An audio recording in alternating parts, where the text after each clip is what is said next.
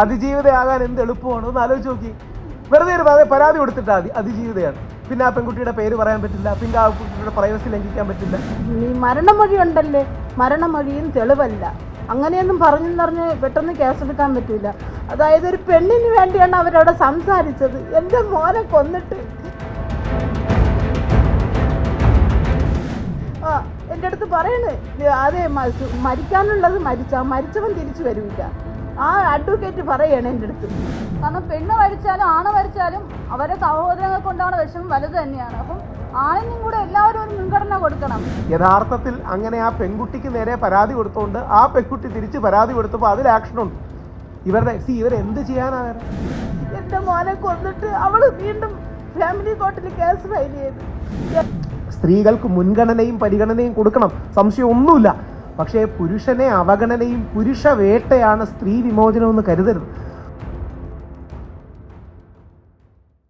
നമസ്കാരം. 2025 പുരുഷ കമ്മീഷൻ ബില്ലുമായി ബന്ധപ്പെട്ടും ഇക്കഴിഞ്ഞ ദിവസം കോഴിക്കോട് ദീപക് ആത്മഹത്യ ചെയ്ത സംഭവവുമായി ബന്ധപ്പെട്ടും അത് കൂടാതെ തിരുവനന്തപുരത്തെ സുനീർ എന്ന യുവാവിൻ്റെ ആത്മഹത്യയുമായി ബന്ധപ്പെട്ടും നിലവിലിപ്പോൾ രാഹുൽ ഈശ്വർ മാധ്യമങ്ങളോട് പ്രതികരിക്കുകയാണ്. ജൂലൈ 5 നമ്മളെ വിട്ടുപിരിഞ്ഞ വ്യാജ പരാതികളടക്കമുള്ള ഭാര്യയുടെ തെറ്റായ പരാതികളിൽ മനംനൊന്ത് ആത്മഹത്യ ചെയ്ത സുനീറിൻ്റെ ഉമ്മയാണ്.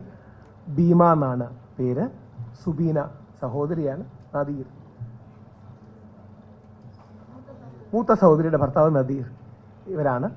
അപ്പോൾ ഒരുപക്ഷെ ദീപകിൻ്റെ ആത്മഹത്യ കേരളത്തിൽ ഇന്നേവരെ കാണാത്തൊരു രീതിയിൽ വലിയൊരു മാറ്റം ഉണ്ടാക്കുകയും മുഖ്യധാരാ മാധ്യമങ്ങളടക്കം അത് ശ്രദ്ധിക്കുകയും ചെയ്തു. മാസങ്ങൾക്ക് മുമ്പ്, അതായത് കഴിഞ്ഞ ജൂലൈ മുതൽ ഇതേപോലെ സമാനമായ വിഷയത്തിൽ തന്നെ ബുദ്ധിമുട്ട് അനുഭവിക്കുന്ന സുനീറിൻ്റെ കുടുംബമാണ്.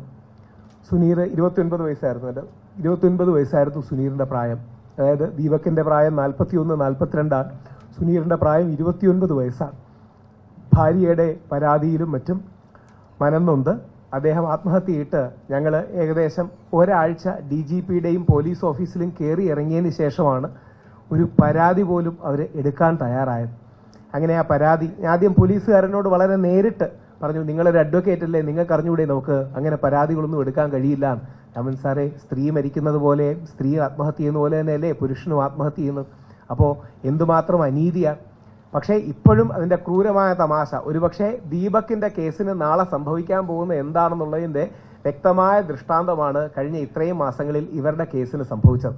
അതെന്താണെന്ന് അത് നേരിട്ട് അനുഭവിച്ച അവരുടെ കുടുംബക്കാർ തന്നെ പറയും. പോലീസുകാർ അവരോട് എങ്ങനെയാണ് പെരുമാറിയതെന്ന് പറയും. എങ്ങനെയാണ് ഈ കേസിൻ്റെ കാര്യങ്ങൾ മുമ്പോട്ട് കൊണ്ടുപോകുമ്പോൾ ഒരുപാട് പ്രശ്നങ്ങളുണ്ടായെന്ന് പറയും. ഞാൻ അമ്മയോട് സംസാരിച്ചപ്പോൾ ദീപകിൻ്റെ കുടുംബത്തെയും മറ്റുമാണ് ഓർത്തത്. ഇനിയും ദീപകിൻ്റെ കുടുംബം, ഒരുപക്ഷെ ദീപകിൻ്റെ അച്ഛൻ്റെയും അമ്മയുടെയും വേദന നമ്മളെല്ലാം കണ്ടു. അവർ ഇനി വരാൻ പോകുന്ന മാസങ്ങളിൽ അനുഭവിക്കാൻ പോകുന്ന എന്താണെന്ന് ഒരുപക്ഷെ സുനീറിൻ്റെ ഉമ്മ നമ്മളോട് പറയും. ഇനി അങ്ങനെ ഉണ്ടാകാതിരിക്കണം എന്ന ആഗ്രഹത്തിലാണ് നിങ്ങൾക്കടക്കം പുരുഷ കമ്മീഷൻ അടക്കമുള്ള കാര്യങ്ങൾ തരുന്നത്. ഓരോ ദിവസവും എനിക്ക് അറ്റ്ലീസ്റ്റ് 2 ഡസനോ 3 ഡസനോ കോളുകളെങ്കിലും വരും. ഈ എല്ലാ വിഷയങ്ങളും നമുക്ക് വ്യക്തിപരമായി ഏറ്റെടുക്കാൻ അപ്രായോഗികമാണ്. ഇവിടെയാണ് നമ്മളൊരു ഹെൽപ്പ് ലൈൻ അടക്കം 26-ാം തീയതി നമ്മുടെ റിപ്പബ്ലിക് ഡേയിലെ ഒരു ഹെൽപ്പ് ലൈൻ അടക്കം ലോഞ്ച് ചെയ്യുന്നുണ്ട്. അതിനെ നിങ്ങൾ പിന്തുണയ്ക്കണമെന്ന് അഭ്യർത്ഥിക്കാനാണ്. അപ്പോൾ ഉമ്മ തന്നെ യഥാർത്ഥത്തിൽ ഈ പരാതി കൊടുത്തു കഴിഞ്ഞതിന് ശേഷം അവർക്ക് മുമ്പോട്ട് പോകാൻ കഴിയാത്തതും അതിനുശേഷം ആ പെൺകുട്ടി കൗണ്ടർ പരാതി എന്ന രീതിയിൽ ഇവർക്കെതിരെ പരാതി കൊടുത്തു. ഇവരുടെ പ്രോപ്പർട്ടി അറ്റാച്ച് ചെയ്യിച്ചു. ആ പെൺകുട്ടി ഇവർ പരാതി കൊടുത്തുകൊണ്ട് കൗണ്ടർ പരാതിയായിട്ട് കൊടുത്താണ്. ആ പരാതി നല്ല രീതിയിൽ ഫാസ്റ്റായിട്ട് മൂവ് ചെയ്തു. പക്ഷേ ഇവരുടെ പരാതി ഇപ്പോഴും അവിടെ തന്നെ കിടക്കുകയാണ് എന്നുള്ള ക്രൂരമായ അവസ്ഥയാണ്. നാളെ ഒരു ദീപക്കോ സുനീറോ നമ്മുടെ മകനോ സഹോദരനോ നമ്മുടെ വീട്ടിലാരെങ്കിലും ആകുമെന്നുള്ളൊരു തിരിച്ചറിവ് വേണം. ഉമ്മ തന്നെ പറയട്ടെ. ഈ പരാതി കൊടുത്തതിന് ശേഷം ഞങ്ങൾ കുറേ ദിവസം മാസങ്ങൾ കഴിഞ്ഞതിന് ശേഷം സ്റ്റേഷനിൽ വിളിച്ചത്, മൊഴിയെടുക്കാനെന്ന് പറഞ്ഞ് വിളിച്ചിട്ട് നമ്മൾ പറയേണ്ടതൊന്നും അല്ല അവരവിടെ എഴുതിയെടുക്കുന്നത്. അവർ ഇതനുസരിച്ച് അവർക്ക് അനുകൂലമായിട്ടുള്ള കാര്യങ്ങളാണ് അവർ എഴുതിയെടുത്തിട്ട് അത് അങ്ങനെയല്ലെന്ന് ഞങ്ങൾ പറഞ്ഞപ്പോൾ ഞങ്ങളെ പറഞ്ഞ് ഇനി വിട്ടിട്ട് എന്നിട്ട് ഒരു ഇതും മറുപടിയും കിട്ടിയിട്ടില്ല. കേസ് എന്തുകൊണ്ട് എടുക്കാത്തത്? അവൻ്റെ മരണം വഴിയുണ്ടല്ലേ, പ്രേരണാ കുറ്റത്തിന് കേസെടുക്കണം എന്നാണ് എൻ്റെ അഭിപ്രായമായിരുന്നു. അപ്പോൾ നമ്മൾ വേറൊരു അഡ്വക്കേറ്റിനെ കാണിച്ചപ്പോൾ അത് പ്രേരണാ കുറ്റത്തിനല്ല അവർ കേസെടുത്തേക്കുന്ന, സ്വാഭാവിക മരണത്തിനാണ് അവർ കേസെടുത്തേക്കുന്നതെന്ന് പറഞ്ഞു. അതങ്ങനെ പറ്റൂല. രണ്ടാമതൊരു പരാതി DGPക്ക് ഇട്ട് DGP കിട്ടതിന് ശേഷം ഇങ്ങനെ കേസെടുക്കണമെന്ന് പറഞ്ഞിട്ട് സ്റ്റേഷനിൽ വീണ്ടും അവിടെ നിന്ന് മെസ്സേജ് പോയി. അവിടെ നിന്ന് വീണ്ടും എന്നെ സ്റ്റേഷനിൽ നിന്ന് വിളിച്ചിരുന്നു. അപ്പം ഞാൻ ഹോസ്പിറ്റലിലായിരുന്നു. അപ്പോൾ എനിക്കൊന്നും പറയാൻ പറ്റിയില്ല. ഞാൻ എൻ്റെ കാരണങ്ങൾ ഞാൻ പറഞ്ഞു, ഇന്നണക്കാണെന്നുള്ളത് പറഞ്ഞിട്ട് അത് അവരവിടെ കട്ട് ചെയ്ത് വെച്ച്. എന്നിട്ട് ഞാൻ കുറേ ദിവസം കഴിഞ്ഞ് വീണ്ടും സ്റ്റേഷനിൽ ഞാൻ വിളിച്ച്, എന്തായി സാറേ കേസിൻ്റെ കാര്യം എന്തായി എന്ന് പറഞ്ഞാൽ അത് അന്വേഷിക്കുന്നുണ്ട്. എങ്ങനെ അന്വേഷിക്കണം കേട്ടാൽ എനിക്ക് അറിഞ്ഞൂടാ. അവളെ 2-3 പ്രാവശ്യം ഞങ്ങളെ പോയിട്ടും അവളെ ഒരു പ്രാവശ്യം വിളിച്ചതേ ഉള്ളൂ. അവളെ ഉപ്പുപ്പായോ മാമായോ വേറെ ഒരു കേസുമായിട്ട് അന്വേഷിക്കേ, അവരെ വീട്ടിൽ പോയി തിരക്കേ, അവരുടെ നാട്ടുകാരടുത്ത് പോയി അന്വേഷിക്കേ ഒന്നും ചെയ്തില്ല. അതായത് ഞങ്ങളെ വീട്ടിൽ നിന്ന് വന്നിട്ട് ഒരു പ്രാവശ്യം വീട്ടിൽ വന്ന് മൊഴിയെടുത്ത് മൊഴിയെടുത്തിട്ട് അയൽവക്കത്തും വന്ന് മൊഴിയെടുത്ത് ഞങ്ങൾ അവളെ കൊന്നണക്കുള്ള മൊഴിയാണ് ചോദിച്ചിട്ട് പോയത്. നമുക്കായിട്ട് ഒരു അനുകൂലമായിട്ടുള്ള ഒരു മൊഴിയും അവരെടുത്തിട്ടില്ല. പോയി വീണ്ടും മാസങ്ങൾ കഴിഞ്ഞ് വീണ്ടും വിളിച്ചു ചോദിക്കുമ്പോൾ അന്വേഷിക്കുന്നുണ്ട്. നിങ്ങൾ എങ്ങനെ അന്വേഷിക്കണം? മൊബൈലിൻ്റെ റിപ്പോർട്ട് കിട്ടിയാൽ അത് താമസിക്കും. ഈ സീനിയാരിറ്റി അനുസരിച്ചേ എടുക്കാൻ പറ്റുള്ളൂ. ഇത് ഇത്രയും ദിവസമായിട്ട് സീനിയാരിറ്റി ആയില്ല സാറേ എന്ന് ചോദിച്ചപ്പോൾ ഇല്ല, ഇനിയും താമസിക്കും എന്ന് പറഞ്ഞിട്ട് വീണ്ടും ഞാൻ ചോദിച്ചു, പ്രേരണ കുറ്റത്തിന് കേസെടുക്കണം. അത് അപ്പോഴാണ് പറയണം, അത് അങ്ങനെയൊന്നും കേസെടുക്കാൻ പറ്റൂല. അതൊരു തെളിവല്ല. ഈ മരണമൊഴി ഉണ്ടല്ലേ, മരണമൊഴിയും തെളിവല്ല. അങ്ങനെയൊന്നും പറഞ്ഞ് പെട്ടെന്ന് കേസെടുക്കാൻ പറ്റൂല. അതായത് ഒരു പെണ്ണിന് വേണ്ടിയാണ് അവരവിടെ സംസാരിച്ചത്. എൻ്റെ മോനെ കൊന്നിട്ട് അവളാണ് എൻ്റെ മോനെ കൊന്നത്. എൻ്റെ മോനെ മനഃപൂർവ്വം അവൾ കൊന്നതാണ് സ്വത്തിന് വേണ്ടി. എൻ്റെ മോനെ കൊന്നിട്ട് അവൾ വീണ്ടും ഫാമിലി കോർട്ടിൽ കേസ് ഫയൽ ചെയ്ത് ഞാൻ നഷ്ടപരിഹാരം, എൻ്റെ മോനെ കൊന്നതിന് എനിക്ക് നഷ്ടപരിഹാരം തരാനുള്ളതിന് ഞാൻ അവൾക്ക് കൊടുക്കണമെന്ന് 26 ലക്ഷം രൂപ ഞാൻ എവിടെ നിന്ന് എടുത്ത് കൊടുക്കും? എനിക്ക് കിടക്കാടും പോലും ഇല്ല. എൻ്റെ മോനാണ് എന്നെ സംരക്ഷിച്ചുകൊണ്ട് പോയത്. 10 മാസം തോന്നി പ്രസവിച്ച് 29 വർഷം ഞാൻ മോനെ വളർത്തി എന്നെ സംരക്ഷിച്ച മോനാണ്. എൻ്റെ 2 വർഷം കൊണ്ടൊരു പെണ്ണിനെ സ്നേഹിച്ചതല്ലേ. വേണ്ട അമ്മ, പറ്റൂല അമ്മ വേറെ നോക്കല്ലേ എന്ന് പറഞ്ഞ് അങ്ങനെ അവൻ്റെ ഇഷ്ടത്തിന് കെട്ടിച്ചു കൊടുത്ത് 3ന്റെ അന്നോട്ട് അവനെ പീഡനമായിരുന്നു. അവനിക്ക് നിരന്തരം പീഡനമായിരുന്നു. അവനെ ഒരുപാട് ഉപദ്രവിക്കുക എല്ലാം ചെയ്ത്. പക്ഷെ അവസാനം കോടതിയിലല്ല, അഡ്വക്കേറ്റിൻ്റെ അടുത്ത് പോലെ ഇവിടെ പഞ്ചൂര് ഞാൻ പോയി. ജില്ലാ കമ്മീഷനിൽ ആ ജഡ്ജിയെ കാണാൻ പോയി. ഒരു പരാതിയായിട്ട് പോയി. എൻ്റെ മോൻ മരിച്ചിട്ട് ഇത്രയും മാസമായി സാറേ, കേസെടുത്തിട്ടില്ല. ഇന്ന് വരെ അവർ കേസെടുത്തിട്ടില്ല. എന്താണെന്ന് എനിക്ക് അറിഞ്ഞുകൂടാ. അപ്പോൾ അവിടെ നിന്ന് ജഡ്ജി ഒരു അഡ്വക്കേറ്റിനെ വെച്ച് ചെന്ന് അണ്ടൂർക്കോണം പഞ്ചായത്തിൽ വരാൻ പറഞ്ഞ് ഞാൻ അവിടെ ചെന്നപ്പം ഞാൻ പോകുന്നുമ്പോൾ എൻ്റെ അടുത്ത് പറയല്ലേ, അങ്ങനെ കേസെടുക്കാൻ പറ്റൂല, അതൊരു തെളിവല്ല എൻ്റെ അടുത്ത് പറയണം. എന്തുകൊണ്ട് തെളിവല്ല? എൻ്റെ മോൻ ഇത് എല്ലാ കാര്യങ്ങളും നടന്ന സംഭവം മൊത്തം എഴുതി വെച്ചിട്ടുണ്ട്. പിന്നെ എന്തുകൊണ്ട് കേസെടുത്തൂടാ? അതങ്ങനെ എടുക്കാൻ പറ്റൂല, അങ്ങനെ തെളിവില്ല എന്ന് പറഞ്ഞ് ഒരുപാട് എന്നെ വേദനിപ്പിച്ച് എന്നെ പറഞ്ഞു വിട്ട്. പിന്നീട് അതിനുശേഷം എന്നെ വിളിച്ചിട്ടില്ല ഇതുവരെ. എൻ്റെ അടുത്ത് പറയണ്, അതെ മരിക്കാനുള്ളത് മരിച്ചവൻ തിരിച്ചു വരില്ല. ആ അഡ്വക്കേറ്റ് പറയണേ എൻ്റെ അടുത്ത്. ഞാൻ ചെന്ന് കയറി പറഞ്ഞു, ഇനി ഇതിൽ കേസെടുക്കാനൊന്നും പറ്റൂല എന്ന് പറഞ്ഞ് എന്നെ വേദനിപ്പിച്ച് ഇനി വിട്ടിട്ട് വീണ്ടും ഞാൻ സ്റ്റേഷനിൽ വിളിച്ചവൻ പറഞ്ഞ് തെളിവൊന്നും ആയില്ല, ഇനിയും താമസിക്കും, മൊഴിയെടുക്കാൻ തെളിവായില്ല എന്ന് പറഞ്ഞ് നിരന്തരം ഞാൻ വിളിക്കുമ്പോഴൊക്കെ എനിക്കിതാണ് മറുപടി. പക്ഷെ അവൾ എൻ്റെ കാണിച്ചത് ദുനിയാവിലൊരു പെമ്പിള്ളേരും കാണിക്കൂല. തള്ളയും അവരാളുകളെല്ലാം കൂടെ ചേർന്ന് എന്നെ ഒരുപാട് വിഷമിപ്പിക്കുകയാണ് ചെയ്യണത്. അത് ചെയ്യാൻ പാടില്ല. ഒരു മക്കൾക്കും ഇങ്ങനത്തെ അവസ്ഥ വരാൻ പാടില്ല. നിങ്ങളത് ശ്രദ്ധിക്കേണ്ട ഒരു കാര്യമേ, ആ പെൺകുട്ടി മകൻ മരിച്ചു, ആത്മഹത്യ ചെയ്തു. ആ പെൺകുട്ടി ഇവർക്കെതിരെ 26 ലക്ഷം രൂപ നഷ്ടപരിഹാരം വരും കേസ് കൊടുത്തു. അതായത് ഇവരുടെ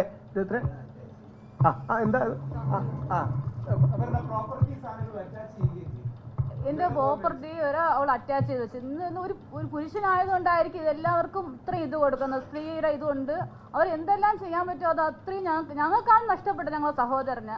അത് ഓരോരുത്തരുടെ ജീവിതത്തിൽ സംഭവിക്കുമ്പോഴേ അതിന്റെ വേദന എന്തിനും നിങ്ങൾ മനസ്സിലാക്കുള്ളൂ.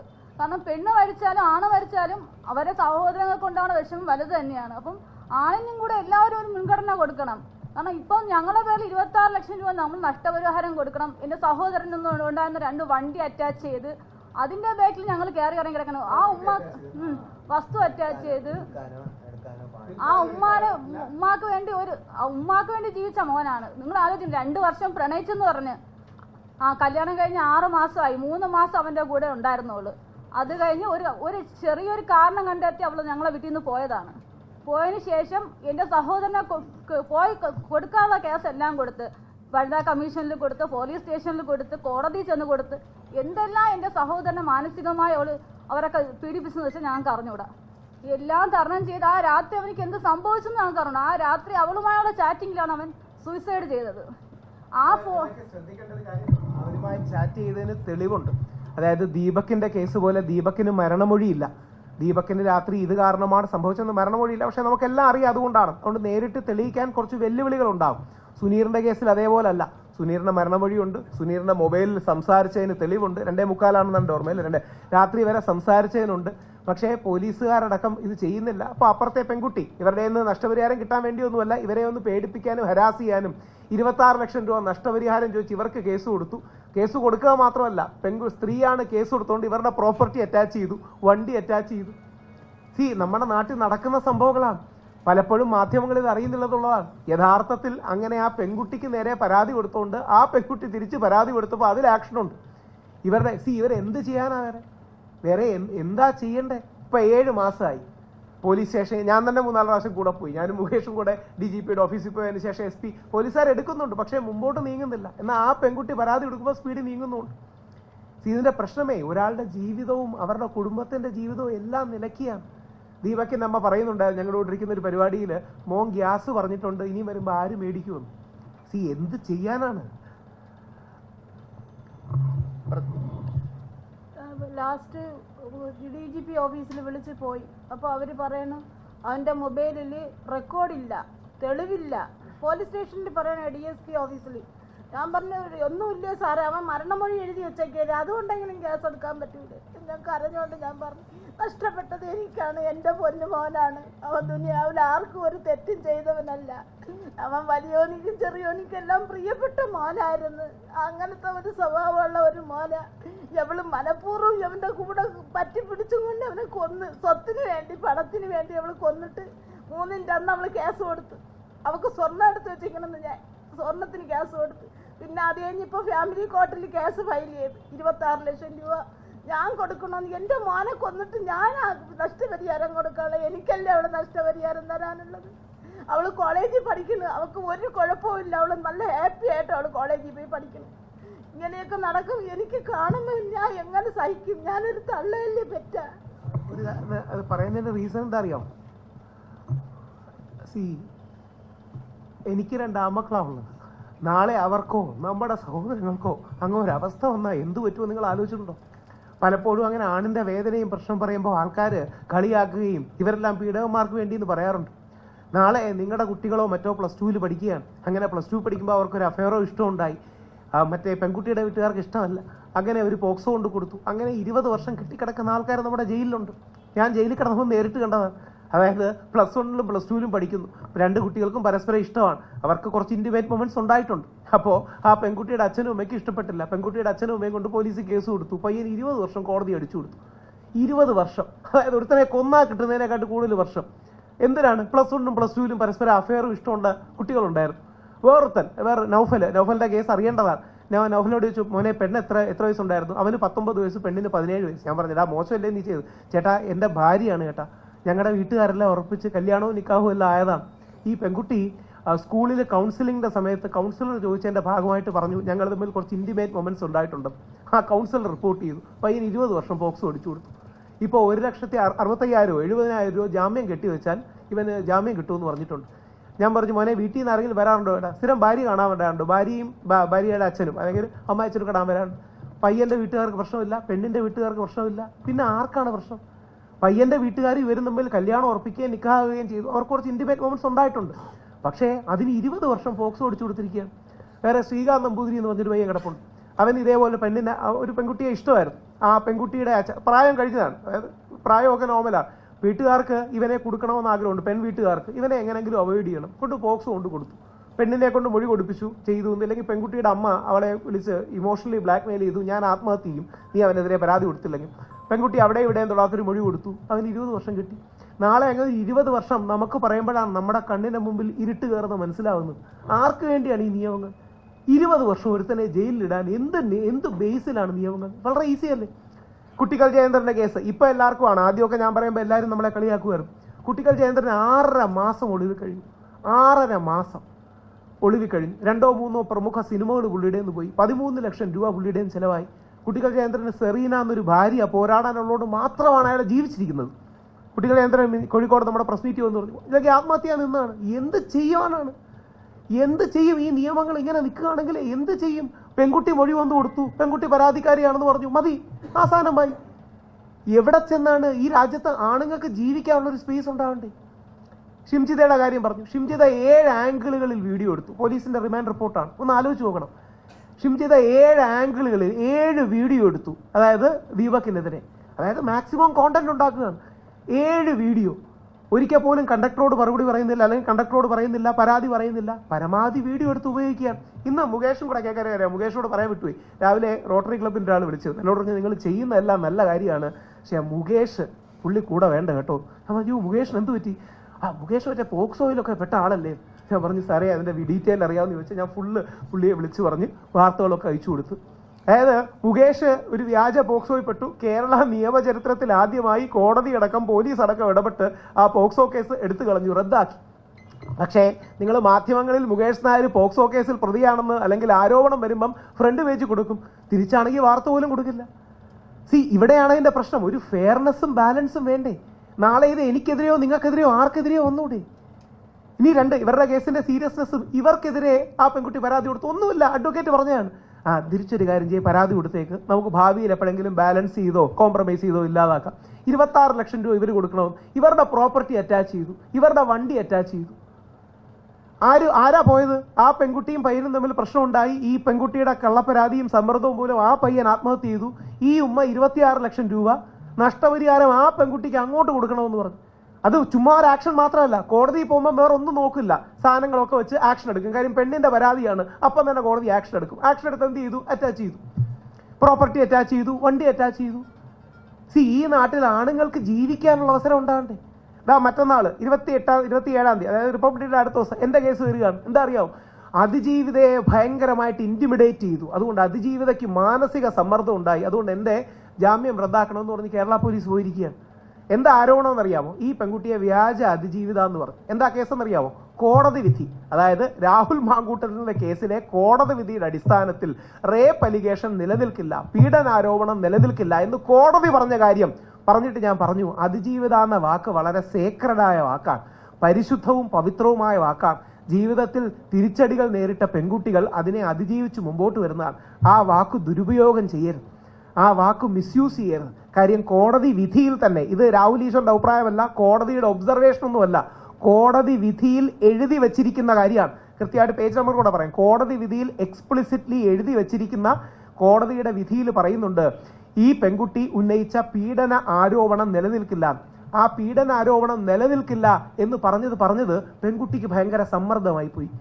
അതുകൊണ്ട് രാഹുൽ ഈശ്വറിന്റെ ജാമ്യം ക്യാൻസൽ ചെയ്യണം. പോലീസുകാർക്ക് എന്താ പോലീസുകാർ ചെയ്യുന്നതെന്ന് അറിയാം. അത് നിങ്ങൾ മനസ്സിലാക്കണം. പോലീസുകാരുടെ കുറ്റമല്ല, പോലീസുകാർ ആർക്കും വേണ്ടി റിസ്ക് എടുക്കില്ല. കാര്യം ഏതെങ്കിലും രീതിയിൽ പോലീസ് എനിക്കെതിരെ ആക്ഷൻ എടുത്തില്ലെങ്കിൽ പോലീസിനെതിരെ പെൺകുട്ടി ആക്ഷൻ എടുത്തോ പരാതി കൊടുത്താലോ പോലീസുകാരൻ സസ്പെൻഷനിലാവും, അല്ലെങ്കിൽ പോലീസുകാരന് പണി കിട്ടും. ഇവരുടെ കേസ് സംഭവിക്കുന്നത് എന്താ? ഇവരുടെ ആക്ഷനിൽ, അല്ലെങ്കിൽ സുനീറിന്റെ അമ്മ സുനീർ എന്ന പുരുഷന് വേണ്ടി അവന്റെ ആത്മഹത്യക്ക് വേണ്ടി കൊടുത്ത കേസിൽ ആക്ഷൻ എടുത്തില്ലെങ്കിൽ ആരും ചോദിക്കാനില്ല. പക്ഷേ ആ പെൺകുട്ടി പറഞ്ഞിട്ട് ആക്ഷൻ എടുത്തില്ലെങ്കിൽ ആ പെൺകുട്ടിക്ക് പോലീസുകാർക്കെതിരെ പരാതി കൊടുത്താൽ നടപടി ഉണ്ടാവും. എന്നിട്ട് എന്ത് പറ്റും? ഈ അവസാനം ട്രയൽ ഘട്ടത്തിൽ ഇതൊന്നും നിലനിൽക്കില്ല. ഏതുപോലെ അറിയാമോ? രാഹുൽ ഈശ്വർ അതിജീവിതയെ അധിക്ഷേപിച്ചു. അപ്പോൾ നമ്മുടെ എന്താ അധിക്ഷേപിച്ചു അത് അന്വേഷിച്ചുകൊണ്ടിരിക്കുകയാണ്. അതായത് അധിക്ഷേപിച്ചു, അത് നമുക്ക് വരുമല്ലോ. അത് ഇനിയും നമ്മുടെ ട്രയലിന്റെ ഘട്ടത്തിൽ പറഞ്ഞാൽ മതിയല്ലോ, എളുപ്പമുണ്ടല്ലോ, വളരെ എളുപ്പമുള്ള പരിപാടിയാണ്. ഭയങ്കര അധിക്ഷേപം, ബാക്കിയുള്ള അതിജീവികളെ തടയാനുള്ള ഗൂഢാലോചനയാണ്. ഞാൻ 5ാം പ്രതിയാണ്, എന്നെ മാത്രം അറസ്റ്റ് ചെയ്തു, 16 ദിവസം ജയിലിലിട്ടു. എന്ത് എളുപ്പമാണ്. കാര്യം ആർക്കും ഒരു ബുദ്ധിമുട്ടില്ല. കാര്യം എന്ത് പറഞ്ഞാലും അതിജീവിതയെ രക്ഷിക്കാൻ വേണ്ടിയുള്ള സ്ത്രീപക്ഷ നിയമങ്ങളാണെന്ന് പറയും. നമ്മുടെ നാട്ടിൽ അവിടെയാണ് ഒരു ബാലൻസ് എങ്കിലും വേണം. സ്ത്രീകൾക്ക് മുൻഗണനയും പരിഗണനയും കൊടുക്കണം, സംശയം ഒന്നുമില്ല. പക്ഷേ പുരുഷനെ അവഗണനയും പുരുഷ വേട്ടയാണ് സ്ത്രീ വിമോചനം എന്ന് കരുതരുത്. പുരുഷനെ കൊടുക്കുന്നതാണ് സ്ത്രീ വിമോചനം എന്ന് കരുതരുത്. ഇന്നലെ ഈ ഷിംജിത ദീപക്കിനെതിരെ പരാതി കൊടുത്തേ കണ്ടു, നിങ്ങളും കണ്ടു കാണും. പേരൊന്നും പറയാതെ ദീപക്കിനെതിരെ പരാതി കൊടുത്തു. ദീപക് എന്ത് ചെയ്തു എന്നാ പറയണേ? ഇനി നിങ്ങൾ ആലോചിക്കേണ്ട കാര്യം, അഥവാ കഷ്ടകാലത്തിന് ദീപക് ഈ ഭൂമി ജീവിച്ചിരിപ്പുണ്ടായിരുന്നെങ്കിൽ ആലോചിക്കട്ടെ. ഞാൻ വളരെ ഉത്തരവാദിത്വത്തോടെ പറയണേ, കഷ്ടകാലത്തിന്, അതായത് കഷ്ടകാലത്തിന് ഞാൻ വേറെ അർത്ഥത്തിലല്ല, ഈ പെൺകുട്ടി പരാതി കൊടുത്താൽ അവനെ അറസ്റ്റ് ചെയ്യുമായിരുന്നു. അവനെ 7 ദിവസമോ 14 ദിവസമോ റിമാൻഡ് ചെയ്തിട്ട് അവന് ജാമ്യം കിട്ടുകയുള്ളായിരുന്നു. അതുകൊണ്ടാണ് അവൻ ആത്മഹത്യ ചെയ്യുന്നത്. ഓർക്കുക, ഷിംജിത മാത്രമല്ല കുറ്റക്കാരി, നമ്മുടെ നിയമ സംവിധാനവും സിസ്റ്റവും കൂടിയാണ് അതിലെ തെറ്റുകാരൻ, അല്ലെങ്കിൽ കുറ്റക്കാരൻ, അല്ലെങ്കിൽ കുറ്റക്കാരി. അതായത് ഷിംജിത അങ്ങനെ ഒരു പരാതി കൊടുത്താൽ തന്നെ പോലീസ് അറസ്റ്റ് ചെയ്യും, തൻ്റെ അച്ഛനും അമ്മയ്ക്കും നാണക്കേട് അനുഭവിക്കും, തൻ്റെ ജോലി പോവും, തൻ്റെ കരിയർ പോവും, തൻ്റെ അഭിമാനം പോകും എന്ന പേടി കൊണ്ടുകൂടിയാണ് അവൻ ആത്മഹത്യ ചെയ്യുന്നത്. സോഷ്യൽ മീഡിയ ആക്രമണം കൊണ്ട് മാത്രമല്ല. നാളെ ഇയാൾ പോയാൽ പോലീസുകാർ എന്ത് പറയുന്നറിയോ? എടാ, എനിക്കറിയാം നീ പ്രത്യേകിച്ച് ഒന്നും ചെയ്തില്ല, പക്ഷേ ഞങ്ങൾ നിങ്ങൾക്ക് വേണ്ടി ഒന്നും ചെയ്തു തരില്ല, നീ കോടതിയിൽ പോയി ജാമ്യം എടുത്തോളാൻ പറയും. കോടതിയിൽ പോയി ജാമ്യം എടുക്കാൻ എന്ത് ചെയ്യും? ആദ്യം ഹിയറിംഗ് വെക്കും, 3 ദിവസം കഴിയും, 4 ദിവസം കഴിയും, ഒരാഴ്ച കഴിയും. ഇവൻ ഇറങ്ങുമ്പോൾ എന്താവും? നീ ബസ്സിലൊക്കെ പീഡിപ്പിക്കുന്നവനല്ലേ എന്ന പേരുമാവും. മുകേഷിന്റെ കേസിൽ കോടതി ആ ആരോപണം എടുത്ത് മാറ്റിയിട്ട് പോലും, വ്യാജ പോക്സോ ആണെന്ന് പറഞ്ഞിട്ട് പോലും ഒരു വീഡിയോയും കൊടുത്തില്ല. അപ്പോൾ 27 ലക്ഷം പേര് കണ്ട വീഡിയോയിൽ ദീപക് തെറ്റുകാരനായി നിൽക്കും. നിങ്ങൾ അറിയേണ്ട, പ്രത്യേകിച്ച് മീഡിയക്കാരേണ്ട ഒരു കാര്യം കൂടിയുണ്ട്. ഇത്രയും പറയുമ്പോഴും ദീപകിന്റെ അമ്മ ഏറ്റവും എംഫസിസ് ചെയ്ത് പറയുന്നത് എന്താ അറിയോ? ദീപകിന്റെ അമ്മയും അച്ഛനും, ഞങ്ങളുടെ മോൻ തെറ്റുകാരനല്ല, അവൻ ആരെയും ദ്രോഹിച്ചിട്ടില്ലെന്നാണ്. എൻ്റെ പ്രശ്നമേ, നമുക്ക് നേരെ ഒരു വ്യാജാരോപണം ഉണ്ടാവുമ്പോഴേ നമുക്കതിൻ്റെ വേദന അറിയൂ. നമുക്ക് നേരെ ആരെങ്കിലും അങ്ങനെ ഒരു കള്ള ആരോപണം ഉണ്ടാവുമ്പോഴേ നമുക്കതിൻ്റെ ദേഷ്യം മനസ്സിലാവും. അവിടെയാണ് ഞാൻ കോടതിയിൽ ഒരു തവണ ശബ്ദം ഉയർത്തി സംസാരിച്ചു എന്നുള്ള ശരിയാണ്, അത് ഞാൻ ചെയ്തത് തെറ്റുമാണ്, ശരിയല്ല. അവിടെ നിൽക്കുന്ന പ്രോസിക്യൂട്ടർ പച്ച കള്ളങ്ങൾ വിളിച്ചു പറയുകയാണ്. ഞാൻ പറയാത്ത കാര്യം അയാൾ കോടതിയിൽ നിന്ന് വിളിച്ചു പറയുകയാണ്. അപ്പം ഞാൻ പറഞ്ഞു, സാർ അങ്ങനെയൊന്നും പറഞ്ഞിട്ടില്ല. ആ നിമിഷം പ്രോസിക്യൂട്ടർ മാറ്റി. അല്ല, അങ്ങനെയുള്ള തരത്തിലുള്ള കാര്യങ്ങൾ പറഞ്ഞു. ഇതാണ് നമ്മുടെ നാടിൻ്റെ അവസ്ഥ. അങ്ങനെയുള്ള തരത്തിൽ നടന്ന കാര്യമാണ്. നിങ്ങൾക്ക് നിങ്ങളുടെ കോടതിയിലെ റിപ്പോർട്ടേഴ്സിനോട് ക്രോസ് ചെക്ക് ചെയ്യാം. അതായത് അവിടെ പ്രോസിക്യൂട്ടർ നിന്ന് ഞാൻ പറയാത്ത കാര്യങ്ങളൊക്കെ പറഞ്ഞു, അതായത് ചില മോശമായ വാക്കുകളൊക്കെ പറഞ്ഞു എന്ന് പറഞ്ഞു. എന്നിട്ട് അപ്പം ഞാൻ എൻ്റെ അഡ്വക്കേറ്റ് പറഞ്ഞു, അതൊക്കെ ആണെങ്കിൽ പോലും ഈസി ആയിട്ട് ജാമ്യം കിട്ടും, അതാണ് ലീഗൽ പോയിന്റ്, അതൊക്കെ ആണെങ്കിൽ പോലും ജാമ്യം കിട്ടും, സ്റ്റേഷൻ ജാമ്യം കൊടുക്കേണ്ട കേസാണ്, ഇതാണ് വായിച്ചുകൊണ്ടത്. പക്ഷെ എനിക്ക് ദേഷ്യം വന്നു, കാര്യം ഞാൻ അങ്ങനെയൊന്നും പറഞ്ഞില്ല. ഞാൻ സൗണ്ട് ഉയർത്തി പറഞ്ഞു, ഇയാൾ പറയുന്ന കള്ളമാണ്, കോടതി അത് ശ്രദ്ധിക്കണമെന്ന്. പെട്ടെന്ന് പ്രോസിക്യൂട്ടർ അപ്പം മാറ്റി. അല്ല, അങ്ങനെയൊക്കെയുള്ള തരത്തിലുള്ള കാര്യങ്ങൾ പറഞ്ഞു. ചാനൽ ചർച്ചകളിൽ പറയുന്നതിനേക്കാൾ ശരിയല്ലാത്ത കാര്യങ്ങളാണ് കോടതിയിൽ പറയുന്നത്. ചാനൽ ചർച്ചകളിൽ കൈയിടി കിട്ടാൻ വേണ്ടി രാഷ്ട്രീയ പാർട്ടിയുടെ ആൾക്കാർ വന്ന് പറയുമല്ലോ, അങ്ങനെയുള്ള തരത്തിലുള്ള കാര്യങ്ങൾ പറഞ്ഞു എന്നൊക്കെ, അതൊക്കെയാണ് കോടതി പറയുന്നത്. കോടതി എന്ത് ചെയ്യും? കീഴ്ക്കോടതികൾ എസ്പെഷ്യലി റിസ്ക് എടുക്കില്ല. 3-4 ദിവസം ജയിലിൽ കിടക്കട്ടെ എന്ന് വിചാരിക്കും. 3-4 ദിവസം കഴിയുമ്പോൾ പ്രോസിക്യൂട്ടർ പറയും, ഞാൻ നാളെ ലീവാണ്, അപ്പോൾ ശനി ഞായറും ആവും, അടുത്ത ആഴ്ച വെക്കട്ടെ എന്ന് പറയും. അടുത്ത ആഴ്ച വാദം വെക്കും, 10 ദിവസം കിടക്കും, 11 ദിവസം കിടക്കും. എന്നിട്ട് കടന്നു കഴിഞ്ഞപ്പോൾ എന്താവും? ജീവിതകാലം മുഴുവനും മോശക്കാരനാവും. നിങ്ങൾ ഇത്രയും, ഞാൻ എൻ്റെ കേസും കൂടെ വെച്ച് ചോദിക്കാം. മറ്റേ അതിജീവിതയെ അധിക്ഷേപിച്ചു, അതിജീവിത അല്ല, അത് മറ്റൊരു കാര്യം പോട്ടെ, ആ പരാതിക്കാരിയെ അധിക്ഷേപിച്ചു എന്ന് പറഞ്ഞു. എന്താ അധിക്ഷേപം എന്ന് എവിടെങ്കിലും പോലീസുകാർ പറഞ്ഞു കേട്ടിട്ടുണ്ടോ? എന്താണ് അധിക്ഷേപം നടത്തിയത്? എന്തെങ്കിലും അധിക്ഷേപത്തിൻ്റെ ഒരു വാക്ക് വേണ്ടേ, അല്ലെങ്കിൽ കാര്യം വേണ്ടേ? അങ്ങനെയൊന്നുമില്ല, അധിക്ഷേപിച്ചു. ഇത് സ്ത്രീകളെ പറ്റിക്കലാണ്, ഇത് മീഡിയയെ പറ്റിക്കലാണ്. കാര്യം മീഡിയക്കാർ അങ്ങനെ ഒരു വാക്ക് പറഞ്ഞാൽ വലിയ രീതിയിൽ വാർത്ത കൊടുക്കുമെന്ന് അവർക്കറിയാം. സൈബർ അധിക്ഷേപം നടത്തി. ഇത് ഈ കാര്യത്തിൽ മാത്രമല്ല, ശരിക്കും മീഡിയക്കാരെ ദുരുപയോഗം ചെയ്യുകയാണ്. ഈ കേസിലോ വേറൊരു കേസിലോ ഇങ്ങനെ കള്ളത്തരം മീഡിയ ഉപയോഗിച്ച് പ്രൊപ്പൽ ചെയ്ത് കോടതിയുടെയും പൊതുജനങ്ങളുടെയും മൂഡ് സെറ്റ് ചെയ്യുകയാണ്. ഈ വിഷയമായിട്ട് ബന്ധപ്പെട്ട അല്ലെങ്കിലും കൂടി പറയാനാണ്, തന്ത്രി സ്വർണ്ണക്കൊള്ളയിൽ ഭാഗികമായി സമ്മതിച്ചു. ഇന്നലെ SIT ചില മാധ്യമങ്ങൾ ഉപയോഗിച്ച് കൊടുത്ത വാർത്തയാണ്. എന്താണ് ഈ ഭാഗികമായി സമ്മതിക്കൽ? ഒന്നുമില്ല, അങ്ങനെ ഞാൻ തന്ത്രിയുടെ വീട്ടുകാരോട് സംസാരിച്ചു, അങ്ങനെ യാതൊന്നും സംഭവിച്ചിട്ടില്ല. ഭാഗികമായി സമ്മതിച്ചു എന്ന് പറഞ്ഞാൽ ഗുണം എന്താ അറിയാമോ? ഭാവിയിൽ സമ്മതിച്ചില്ലെന്ന് പറഞ്ഞാലും ഞങ്ങൾ അങ്ങനെയല്ലല്ലോ പറഞ്ഞത്, ഭാഗികമായി സമ്മതിച്ചു എന്നല്ലേ പറഞ്ഞത്. എന്തൊരു കള്ളത്തരമാണ് നമ്മുടെ നാട്ടിൽ നടക്കുന്നത്. ഒരു മടിയും മയോ ഇല്ലാത്ത കള്ളത്തരം അങ്ങോട്ടും ഇങ്ങോട്ടും ഉണ്ട് കേട്ടോ, അങ്ങോട്ടും ഇങ്ങോട്ടും ഉണ്ട്. ഈ വിഷയത്തിൻ്റെ കൂടെ പറയുന്നു എന്നേ ഉള്ളൂ. ഇപ്പം കടകംപള്ളി എല്ലാവർക്കും അറസ്റ്റ് ചെയ്യണം. എന്താണ്, ഞാൻ സ്ഥിരം പറയാറുണ്ട്, കടകംപള്ളി വിശ്വാസികൾ ആരും ഇല്ലാതിരുന്ന സമയത്ത് വിശ്വാസികളെ സപ്പോർട്ട് ചെയ്യാനായി ആക്ടിവിസ്റ്റുകളും സ്ത്രീ വിശ്വാസികളും വേറെയാണ്, അതുകൊണ്ട് ആക്ടിവിസ്റ്റുകൾ കയറേണ്ടെന്ന് പറഞ്ഞ് ആരോരും ഇല്ലാത്ത സമയത്ത് വിശ്വാസികളെ സപ്പോർട്ട് ചെയ്ത വ്യക്തിയാണ്. സുപ്രീം കോടതി വിധി തെറ്റാണ് എന്ന് ധൈര്യത്തോടെ പറയാൻ കാണിച്ച ഏക മനുഷ്യൻ, കോൺഗ്രസിലും BJPയിലും CPMലെ ഏക നേതാവ് കടകംപള്ളി സുരേന്ദ്രനാണ്. ചില 1-2 മീഡിയകൾക്ക് എങ്ങനെയെങ്കിലും കടകംപള്ളിയെ, മുഖ്യധാരാ മീഡിയകൾക്കാണ് കടകംപള്ളി അറസ്റ്റ് ചെയ്ത് ജയിലിലടക്കണം, ബാക്കി 2-3 പേർക്ക് തന്ത്രി അറസ്റ്റ് ചെയ്ത് ജയിലിലടക്കണം. നിങ്ങൾ മീഡിയക്കാരെ ഉപയോഗിച്ച് നെറേറ്റീവ് ബിൽഡ് ചെയ്യുകയാണ്, കഥ ബിൽഡ് ചെയ്യുകയാണ്. SIT ആ കഥയ്ക്കനുസരിച്ച് പോവാൻ. ഞാൻ പറഞ്ഞത്, ഹൈക്കോടതി നിരീക്ഷണത്തിലുള്ള SITക്ക് ഇതാണ് അവസ്ഥയെങ്കിൽ സാധാരണ പോലീസുകാരുടെ ദുരവസ്ഥ നിങ്ങൾക്ക് ഓർത്തുകൂടെ?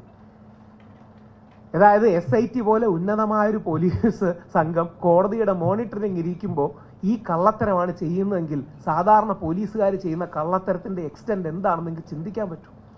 ഹൈക്കോടതിയുടെ അനുമതിയോടുകൂടി ഹൈക്കോടതിയിൽ റിപ്പോർട്ട് കൊടുത്ത് വാജിവാഹനം തന്ത്രിയുടെ വീട്ടിൽ കൊണ്ടുപോയതിന് തന്ത്രിയുടെ വീട്ടിൽ റെയ്ഡ് നടത്തി അത് പിടിച്ചെടുത്ത് കോടതിയിൽ പോലീസുകാർ സബ്മിറ്റ് ചെയ്യുന്ന കള്ളത്തരം ഈ നാട്ടിൽ നടക്കുമെങ്കിൽ, അതായത് ഹൈക്കോടതിയുടെ അനുമതിയോടെ ഹൈക്കോടതിയിൽ 5ാം ഇടക്കാല റിപ്പോർട്ട് കൊടുത്ത്, ഞാൻ ആ വിഷയം ഇവിടെ പറയുന്നത് പോലീസ് സിസ്റ്റം വർക്ക് ചെയ്യുന്നത് മനസ്സിലാക്കാനാണ്.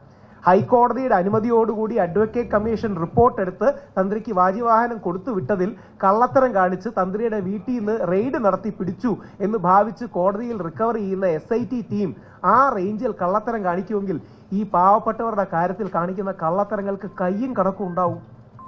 അവിടെയാണ് ഉമ്മയോട് അവിടുത്തെ ചില ആൾക്കാർ പറഞ്ഞു, മരിച്ചുപോയില്ലേ ഇനി എന്ത് ചെയ്യാൻ പറ്റും. അത് ഉമ്മയോട് മാത്രമല്ല എന്നോട് പറഞ്ഞു. ആ പോലീസുകാരന്റെ കുറ്റമല്ല കേട്ടോ, പോലീസുകാരന്റെ കുറ്റം പറഞ്ഞൊരു കാര്യമില്ല. എന്നോട് ചോദിക്കാം, നിങ്ങൾക്ക് നിയമമൊക്കെ അറിയില്ലേ, നമുക്ക് എന്ത് ചെയ്യാൻ പറ്റും, ആണല്ലേ മരിച്ചുപോയി, എന്ത് എളുപ്പമാണല്ലേ, അതിജീവിതയാകാൻ എന്ത് എളുപ്പമാണ്, ഒന്ന് ആലോചിച്ച് നോക്കി. വെറുതെ ഒരു പരാതി കൊടുത്തിട്ടാ അതിജീവിതയാണ്, പിന്നെ ആ പെൺകുട്ടിയുടെ പേര് പറയാൻ പറ്റില്ല, പിന്നെ ആ കുട്ടിയുടെ പ്രൈവസി ലംഘിക്കാൻ പറ്റില്ല, വെറുതെ ഒരു പരാതി കൊടുത്തിട്ടാൽ അതിജീവിതയായി. ഇനി കേസ് നടക്കുന്നിടത്തോളം കാലം ആ പെൺകുട്ടി സേഫാണ്. ഇതെല്ലാം ഇത് മുഖ്യമന്ത്രിക്ക് അയച്ച പരാതിയുടെ അക്നോളജ്മെന്റ് ഇത് കഴിഞ്ഞ 7 മാസമായി വ്യത്യസ്ത പോലീസ് സ്റ്റേഷനിൽ കയറി നിറങ്ങുന്നതാണ്. നമുക്ക് പോലീസിനോട് പരിഭവവും വിഷമവും ഉണ്ട്, പക്ഷെ പോലീസിന്റെ മാത്രം കുറ്റമല്ലെന്നറിയാം. നമ്മുടെ സിസ്റ്റം വർക്ക് ചെയ്യുന്നില്ല. ഇവർക്ക് വേണ്ടി പറയാൻ ആരുമില്ല, ഇവർക്ക് വേണ്ടി വിളിച്ചു പറയാൻ ആരുമില്ല, മീഡിയക്കാരുടെ പ്രഷറില്ല, സമ്മർദ്ദമില്ല. ഈ രീതി നിങ്ങൾ ആലോചിച്ച് നോക്കുക. ഇപ്പൊ നമ്മുടെ ദീപകിന്റെ തന്നെ ആത്മഹത്യയിലെ നിങ്ങൾ മാധ്യമങ്ങൾ ഇത്തരം ഒരു പ്രോആക്റ്റീവ് സ്റ്റാൻഡ് എടുത്തില്ലായിരുന്നെങ്കിൽ ഏതെങ്കിലും രീതി അറസ്റ്റ് ഉണ്ടാവുമായിരുന്നു. 2-3 ദിവസം പോലീസ് പറയും. ഇനി അടുത്ത സംഭവിക്കാൻ പോണ ഇവരുടെ കേസിൽ എനിക്കറിയാം, അവരുടെ കേസിൽ സംഭവിക്കായിരിക്കും. നിങ്ങൾക്കെതിരെ 26 ലക്ഷം രൂപയുടെ ഒക്കെ വന്നിട്ടുണ്ട്, പ്രോപ്പർട്ടിയൊക്കെ അറ്റാച്ച് ചെയ്തിട്ടുണ്ട്, ഇനിയും കൂടുതലൊന്നും പ്രസ് ചെയ്യണ്ട കേട്ടാ, വിട്ടുകളാന്ന് പറയും. ഇപ്പൊ തന്നെ അവന്റെ മൊബൈലിലെ വാട്സപ്പ് എങ്ങനെ കട്ടായിന്നിട്ട് നമുക്ക് അറിഞ്ഞൂടാ. വാട്സപ്പ്, ഇൻസ്റ്റാഗ്രാം എല്ലാം അവരെടുത്ത് മാറ്റി. 7 മാസമായി അവരെ കസ്റ്റഡിയിലാണ് ഇരിക്കണം മൊബൈലിൽ. നമുക്ക് ഇതിനെപ്പറ്റി ഒന്നും അറിഞ്ഞൂടാ. അതിനകത്ത് മൊഴിയില്ല അല്ലേ? അതിനകത്ത് മൊഴി അവസാനം സംസാരിച്ചത് ഇതെല്ലാം കൃത്യമായിട്ട് എവിഡൻസ് സാധനങ്ങളുണ്ട്. കാര്യം ആണിന് വേണ്ടി അത് മെനക്കെടില്ല, കാര്യം ആര് സമ്മർദ്ദം പറയാൻ മോശമുള്ളൂ. അതുകൊണ്ട് ഇതിന്റെ കാര്യം നമുക്ക് ഇതിലെ 2-3 കാര്യം കൂടെ പറഞ്ഞ് അവസാനിപ്പിക്കും. ഒന്ന്, ജനുവരി 26 മുതൽ നമ്മളൊരു ഹെൽപ്പ് ലൈൻ തുടങ്ങുന്നുണ്ട്, കുറച്ച് പേരെ വെച്ച്. കാര്യം വേറെ ആരും ഇല്ല എന്നുള്ളതാണ് സത്യം. ഇതുപോലെ എത്രയോ പേര്, 1-2 അല്ല, ഇതുപോലെ എത്രയോ പേര് സംഭവിക്കുന്നു. ഇന്ന് രാവിലെ ഒരാൾ വിളിച്ചിട്ട് കരയുന്നുണ്ട്, അയാളുടെ കേസ് നമ്മൾ എടുക്കുന്നുണ്ട്, കുട്ടികളെ കാണാൻ സമ്മതിക്കുന്നില്ല. അയാളുടെ ഈ കസ്റ്റഡി ബാറ്റിലിന്റെ ഭാഗമായിട്ട് വർഷങ്ങളായി മക്കളെ കണ്ടിട്ട്. എനിക്ക് മറ്റേ സുരാജ് വെഞ്ഞോറിന്റെ സിനിമ ഓർമ്മ വന്നു, എനിക്ക് ആക്ഷൻ ഹീറോ ബിജുവിന്റെ സാധനം ഓർമ്മ വന്നു. ആണിന് ചെല്ലുമ്പോൾ പോലീസുകാരാകട്ടെ കോടതിയാകട്ടെ വില കൊടുക്കുന്നില്ല. ആണ് ചെന്ന് പറയുമ്പോൾ ആരും മൈൻഡ് ചെയ്യുന്നില്ല. പെണ്ണ് എന്ന് പറയുമ്പോൾ പെണ്ണിനോട് വലിയ കരുതലുള്ളതുകൊണ്ടൊന്നും അല്ല മൈൻഡ് ചെയ്യുന്നത്. ഇവള് ഞങ്ങൾക്കെതിരെ പരാതി കൊടുക്കുമോ, ഞങ്ങൾക്കെതിരെ ആക്ഷൻ എടുക്കുമോ എന്ന് വിചാരിച്ചിട്ടല്ല. പെണ്ണിനോടും അമിതമായ സ്നേഹമൊന്നും ഉണ്ടായിട്ടൊന്നുമല്ല. ഇനി പെണ്ണ് ആക്ഷൻ എടുത്തില്ല എന്ന് പറഞ്ഞ് പെണ്ണ് പരാതിക്ക് പോയാൽ നമുക്ക് പണി കിട്ടുമല്ലോ, ഇതാണ് ചെയ്യുന്നത്, അല്ലാതൊന്നുമല്ല. എന്നോട് പോലീസുകാരും പറഞ്ഞു. ആലോചിച്ചു കൂടെ, എൻ്റെ ലാപ്ടോപ്പ് ഒക്കെ എടുത്തോണ്ട് പോയി. ഞാൻ മനസ്സാറേ, സൈബർ അധിക്ഷേപ പരാതിയല്ലേ, എന്തെങ്കിലും റിക്കവർ ചെയ്തെന്ന് കാണിക്കണ്ടേ, നമ്മുടെ നാട്ടിൽ നടക്കുന്ന കള്ളത്തരമാണ്, നമ്മുടെ നാട്ടിൽ നടക്കുന്ന അനീതിയാണ്. പറഞ്ഞ് അവസാനിപ്പിക്കുമ്പോൾ 3 കാര്യങ്ങളിലേക്ക് ചെയ്യാം. ഒന്ന്, ജനുവരി 26 നടക്കാൻ നമ്മളൊരു ഹെൽപ്പ് ലൈൻ നമ്പർ അനൗൺസ് ചെയ്യുന്നുണ്ട്. കഴിയുന്നവരോട് സപ്പോർട്ട് ചെയ്യാൻ പറയുക. നമ്മൾ നമ്പറൊക്കെ 26 നമ്മൾ അനൗൺസ് ചെയ്യും. 2, ഈ പുരുഷ കമ്മീഷൻ അടക്കമുള്ളത് നമ്മുടെ നിയമസഭയിൽ 11 മാസമായിട്ടിരിക്കുകയാണ്. സ്പീക്കർ അനുമതി തന്ന, ആലോചിക്കണം, CPMന്റെ സ്പീക്കറായ ശ്രീ ഷംസീർ അനുമതി തന്ന് നിങ്ങളുടെ കയ്യിലിരിക്കുന്ന ബില്ല് കഴിഞ്ഞ 11 മാസമായി നിയമസഭ ഇരിക്കുകയാണ്. അവതരിപ്പിക്കാത്തതിന് ഒരൊറ്റ കാരണമേ ഉള്ളൂ, മീഡിയക്കാര് സ്ത്രീ വിരോധികളാണെന്ന് നമ്മളെ പറയുമോന്ന് കോൺഗ്രസ്സുകാർക്ക് പേടി. അത് ആകാശത്തുനിന്നൊന്നും എടുത്തല്ല, നമ്മളോട് നേരിട്ട് പറയുന്നതാണ്. ഇനി ഞങ്ങളിത് പറഞ്ഞു കഴിഞ്ഞാൽ ഇവര് സ്ത്രീ പീഡകരാണ് അല്ലെങ്കിൽ സ്ത്രീ വിരോധികളാണെന്ന് പ്രചരിപ്പിക്കുമെന്ന് പേടി. ഇത് കാരണമാണ് മുഖ്യധാരമായ പ്രതിപക്ഷം അവതരിപ്പിക്കാത്തത്. പേഴ്സണലി കാണുമ്പോൾ CPMന്റെയും കോൺഗ്രസിന്റെയും MLA-മാരും BJPയുടെ നേതാക്കളും ഒക്കെ നമ്മളോട് സമ്മതം പറയുന്നുണ്ട്. 3, ദൈവത്തെ ഓർത്ത് ഇനിയെങ്കിലും നമുക്ക് ഇത്തരത്തിൽ സപ്പോർട്ട് ചെയ്യാനൊരു മെക്കാനിസം ഉണ്ടാകണം. ഈ സുനീറിന്റെ വിഷയം നിങ്ങൾ ഹൈലൈറ്റ് ചെയ്യണം. കാര്യം പത്രങ്ങളിലൊക്കെ വന്നാലേ പോലീസുകാർക്കൊക്കെ എന്തെങ്കിലും ഒരു വിലയെങ്കിലും ഉണ്ടാവും, ഇല്ലെങ്കിൽ മൈൻഡ് പോലും ചെയ്യില്ല. പത്രത്തിലൊക്കെ വന്നു, മാധ്യമങ്ങളിലൊക്കെ വന്നല്ലോ, അതുകൊണ്ട് നമ്മൾ സീരിയസ് ആയിട്ട് എടുക്കാം, ഇല്ലെങ്കിൽ നമുക്ക് എന്തെങ്കിലും ബുദ്ധിമുട്ടുണ്ടാകും എന്ന് വിചാരിച്ചെടുക്കും. ഈ ഹൂ കെയർസ് എന്ന് പറഞ്ഞാൽ, സത്യം പറഞ്ഞാൽ nobody cares in our system എന്നുള്ളതാണ് പച്ച യാഥാർത്ഥ്യം. Nobody bothers and nobody CARES.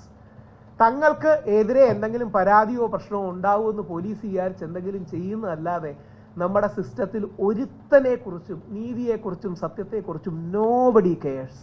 അതാണ് അതിൻ്റെ, എസ്പെഷ്യലി ആണുങ്ങളുടെ കാര്യത്തിൽ നോബഡി കെയർസ് അബൌട്ട് മെൻ. ഇതാണ് അതിൻ്റെ ബ്ലണ്ടായിട്ടുള്ള റിയാലിറ്റി.